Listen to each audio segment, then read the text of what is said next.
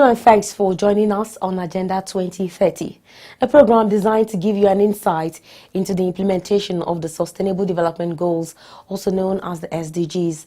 I am Toyin Kamian John.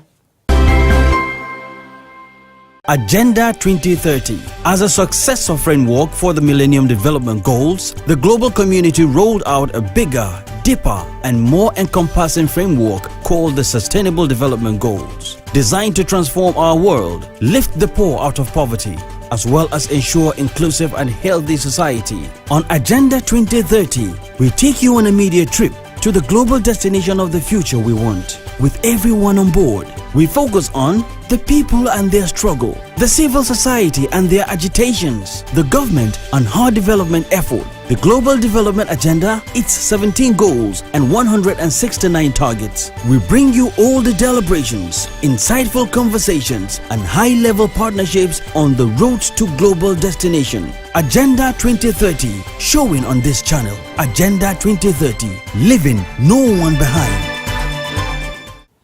Last week, we brought you the first phase of the big outing of Nigeria at the recently concluded 6th session of the High-Level Political Forum on Sustainable Development HLPF 2018, convened under the auspices of the United Nations Economic and Social Council ECOSOC, held from the 9th to 18th of July 2018. The forum also witnessed a 3-day ministerial meeting between the 16th and 18th of July as part of ECOSOC's high-level segment. The forum is designed to galvanize support for the implementation of the Sustainable Development Goals. Held on an annual basis, the high-level segment represents the culmination of ECOSOC's annual cycle of work and convenes a diverse group of high-level representatives from government, the private sector, civil society, the academia for policy dialogue review, recommendation on the 2030 Agenda for Sustainable Development and other internationally agreed development goals. On today's episode of Agenda 2030, we will bring to you the concluding part of the activities and highlights from the Nigerian side event. And this will be after this break. Stay with us. Nigeria will continue to support the United Nations in all its efforts, including the attainment of the 2030 Agenda for Sustainable Development. I thank you. Agenda 2030, showing on this channel. Agenda 2030, leaving no one behind. Welcome back. Sustainable development without leaving anyone behind is not only an aspiration, it is the agenda. Against this backdrop, the 2018 High-Level Political Forum continued to create a space for nations to work together, reporting on progress and fostering new relationships with commitments and praise. The pressure is on for both leadership to build the momentum needed to deliver a transformational change. In a show of commitment, the Nigerian government, in collaboration with the United Nations Habitat, held a special session on the sideline of the 2018 HLPF in New York. This side event, which was designed to contribute to the objectives of the High-Level Political Forum on Sustainable Development, Agenda 2030 and Africa Agenda 2063, focusing specifically on SDG 11, also had among its objectives galvanizing of key stakeholders to share their experiences and best practices in the implementation and monitoring of SDG 11. In her address, the Senior Special Assistant to the President on SDGs, Princess Adejoke Orelope Adefulire, raised the need for stakeholders to continue to do the utmost to reverse the trend of building slum settlements. She observed that with the adoption of the SDGs, leaders and nations were for the first time offered a specifically urban goal aimed at making cities and human settlements inclusive, safe, resilient, and sustainable. Considering the importance of this specific goal and the entire Sustainable Development Agenda, this side event has been organized around one imperative, reinforcing all efforts at global, regional, and national level, and to make city more inclusive, safe, and resilient.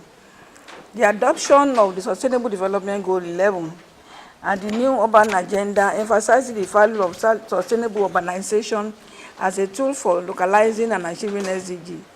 Cities are reformative engines in pursuit of sustainable development due to their immense social, economic, and environmental potential if they are well planned, well designed, and well governed.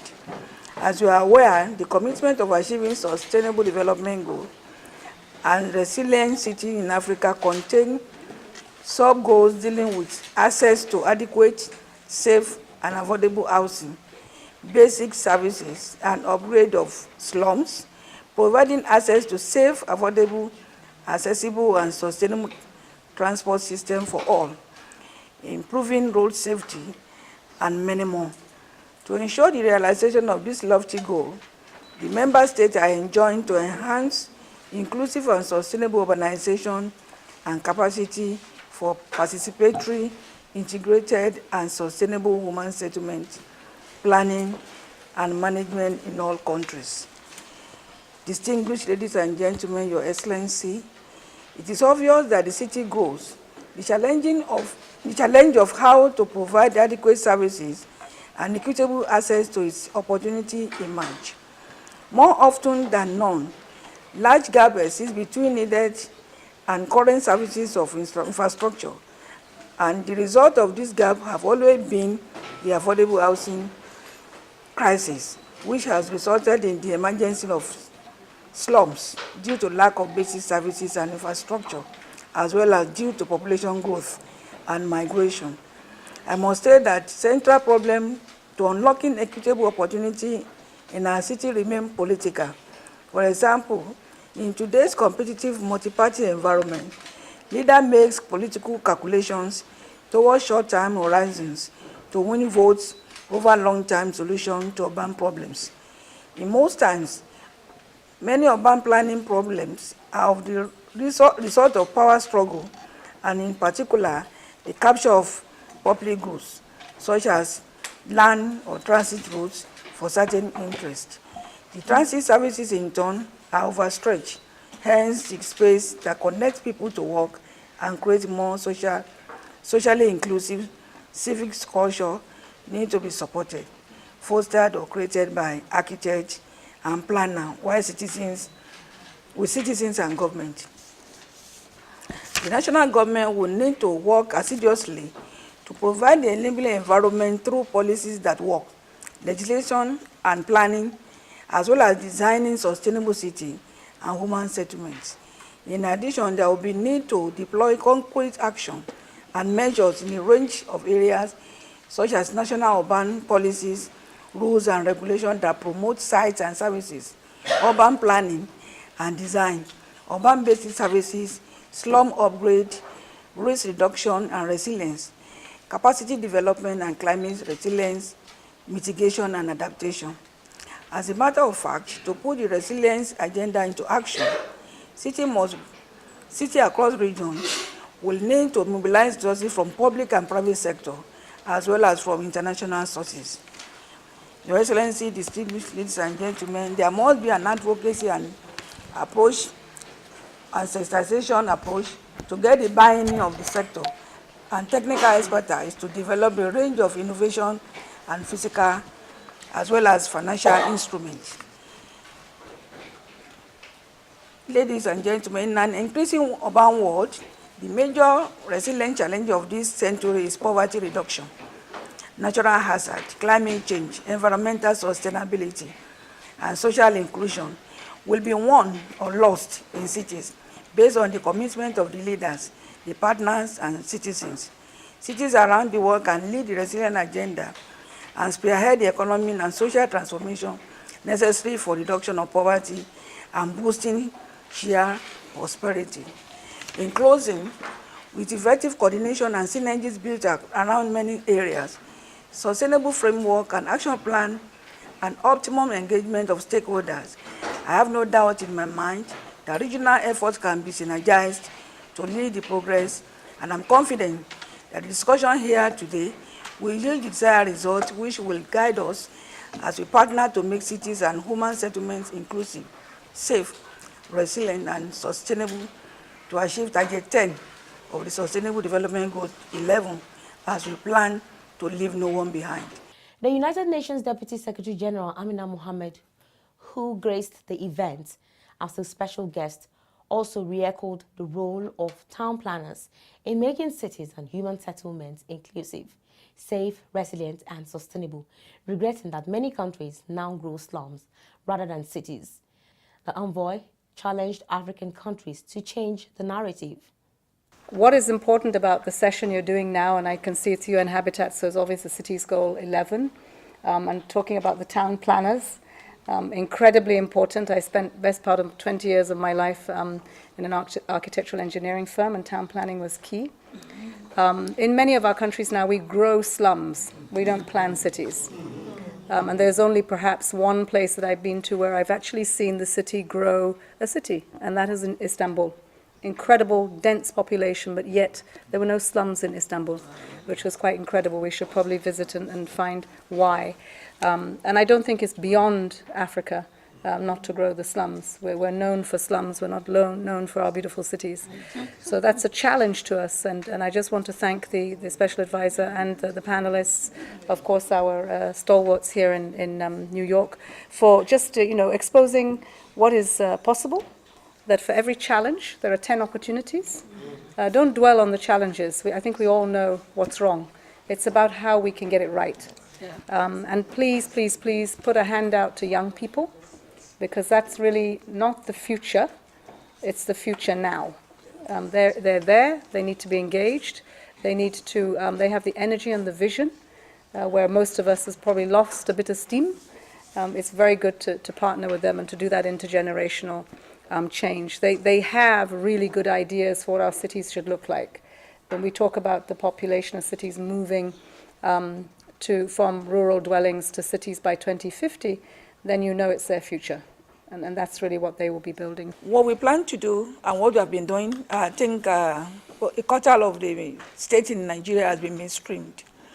And they were allowed to prioritize SDG and to also ensure that we also get to the third tier of government. But it's not very difficult to get to the third tier of government, which is the local government, where the people actually are. But as much as we are able to get to the second level, which is the state, then we don't have a problem getting to the. So we have mainstream about one third of the state, and we are still mainstreaming. We localize because the agenda is to localize and for the people to take ownership of SDGs, and also to ensure that the sub-national plans are aligned to SDG. And that's the only way, because SDG cannot be achieved at the national level alone. It has to be total, both national and sub-national. And that's exactly what we are trying to do. The baseline assessment has been conducted. The mapping has been done. The costing and need assessment is ongoing. And we plan to also do to assist the sub-national government. My approach is to work with them and work for them, knowing fully that the plans in the state are not uniform of the 36 states. So I believe that we should work with them and work for them. And the plan we have now is to ensure that we help them to conduct the baseline assessment, to look at their plans and the mainstream, using our own resources to do that. Developing Lagos's infrastructure. And I'd like to talk about what Lagos does, because Lagos has a very, very unique challenge in Nigeria. Most of the infrastructure in Lagos was built around 40 years ago. This infrastructure was built really to accommodate a population of somewhere around 6 million people. You then had a steady, population explosion driven primarily by rural-urban migration. So it's estimated that in Lagos, tens of thousands of people arrive every day and don't leave the city. The city does its own measurement, and I emphasize again the importance of data. And according to the city, many people won't believe this. According to the state of Lagos, there are now 24 million people living in Lagos State, making it one of the largest, city-states anywhere in the world. From a landmass size, it's quite a small state. On a daily basis, 8 million people are moving, across the city. So what did the state start to do. About 10 years ago, the state recognized that it needed to begin to urgently invest in infrastructure. And it's been through a very disciplined process where it has used public markets to do so. Since that time, Lagos has raised somewhere around $2.5 billion. All of that money has gone into physical and social infrastructure, and it has a very disciplined approach. 75 to 79% of it goes into physical infrastructure, so roads, power, water. The balance of it goes into social infrastructure, so it's going into education, it's going into healthcare, it's going into parks, stadia, other aspects of social infrastructure that are important for reducing inequalities in the system. Nico talked about, and that's how to bring the youth and get the youth involved in urbanization. Now we know that the demographic of Africa and Africa youth, it's almost like it's about 70% of people that are under 30, Africa, under 30, 18, all right. Whatever the case, it's a huge population. And one of the things that we found out is that the same group of young people, right, who are technology savvy, if you do not engage them in technology, then they become engaged in all sorts of disruptive behavior. And so there's an absolute need that we must engage our youthful population in things that develop. And so what we've been working on is, one, digital infrastructure is critical. Bolaji mentioned it, and we must continue to understand it. And what's digital infrastructure? The language of the future and the language of today is on ICT, it's on technology, it's on social media, it's whatever that you can find. Now, the base of that is electricity, and that goes to your question. There's nothing like digital infrastructure if you don't have electricity. It doesn't work, it can't happen.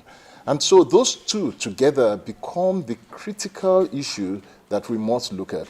And so companies like ours have invested huge amounts of money on that infrastructure for electricity. For example, we invested over $1 billion just acquiring the assets, generation assets and distribution assets for electricity and moving it forward. And working hand in hand with the Ministry of Power to change some of those policies that has just made electricity impossible to move forward.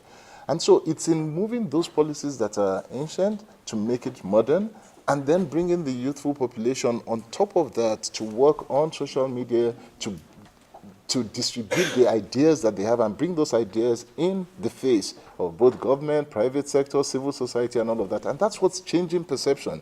So you find that in a lot of ways, responsible social media is helping to direct the way policy moves.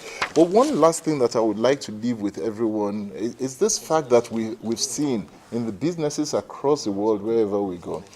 And it's that the world does not lack the money needed to develop the infrastructure. It doesn't.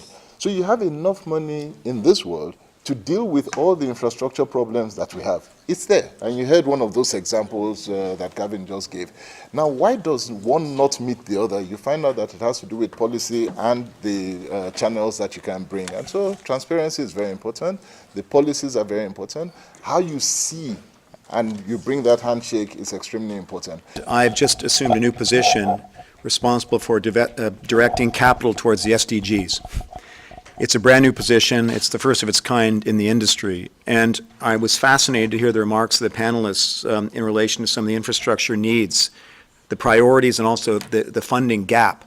And I'm here to say that there is really something profound taking place in the capital markets, and that is large institutional investors that are adopting investment strategies that look at impact and return simultaneously, impact investing, but now at scale.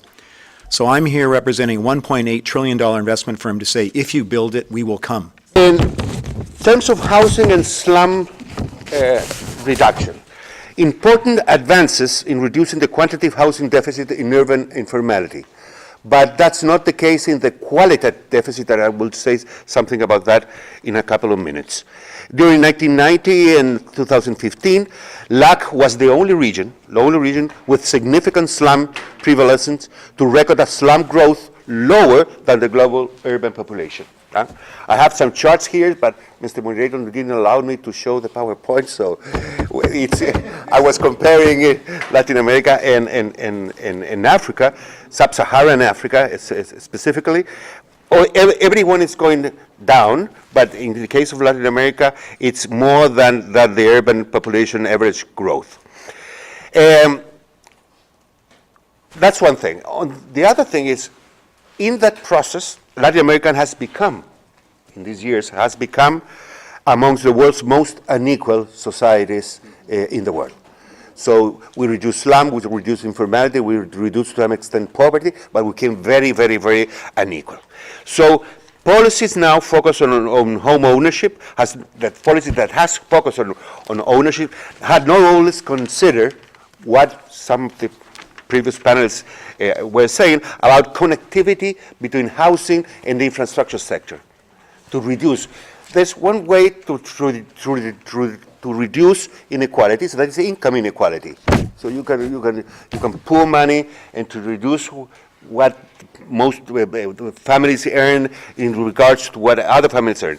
But there's also another way, is you dignify places by putting investments in neighborhoods upgrading. So that's another way to reduce the gap and to converge in between two different groups and reduce inequalities. The main housing challenges is not, as I was saying, the quantitative, but the qualitative housing. So poor materials, overcrowding, access to infrastructure, and lack of secure tenure are the main focus of the now policies put into place in the housing sectors. So it's more on the qualitative side than in the quantitative side. In terms, that's more or less, very quickly, dynamics. Housing, dynamics, what's going on. In terms of strategic steps, if you want to go to place A to place B, and that was something that we learned in a dialogue with the Forum of Ministries of Housing and Urban Development in the region, you have to have a plan. And so in 2017, we developed a plan that was launched in the Cities Conference in Latin America last October 2017. And it says, that plan, that if you want to implement the new urban agenda and fulfill the achievements of the goal number 11, you at least have to go in a six-way track road. First, deploy national urban policies in the countries, because urbanism and urban development has become a development problem. It's a national development problem. It's not something that it has to be dealt only by majors or only by cities. National urban policies, urban legal frameworks, second, integrated urban territorial planning and design, urban economy, local implementation and monitoring, data reporting, reviews in the plan. That plan was developed by five families of actors. The ministries, local governments, the NGOs, the academy, and the private sector. There are three key values that I want to insist on. These are integration, innovation, and inclusion. And in terms of perspective, we believe that when it comes to integration, we need to foster multi-sectoral coordination to increase integrated spatial planning and coherent development action to optimize the use of limited financial resources. When it comes to innovation in Africa, it's important for us to use the ICTs to expand the access to knowledge and, more importantly, to promote the dissemination of best practice. The last value of the new urban agenda is inclusion, and here we do believe that it's important to promote fair and flexible framework to promote the 4 Ps, as the new the EG said: public, private, and population partnership. Because if there is no partnership between these 3 key stakeholders, it's difficult to achieve sustainable urbanization. And that's our package this week. Before we go, let's quickly remind you that you can always watch this program and other episodes by subscribing to our YouTube channels on youtube.com/Fresh News TV and youtube.com/Agenda 2030 TV. You can always watch this program live on Facebook. Log on to www.facebook.com/Fresh News NG and www.facebook.com/Agenda 2030 TV. Follow us on all our social media platforms at Agenda 2030 TV on Facebook, Twitter, and Instagram. Remember to drop your comments and share with your contacts. Do use the hashtag Agenda 2030 and hashtag Agenda 2030 TV. Thank you very much for being part of the program. I am Toyin Nkamiang John. See you again next week. Bye.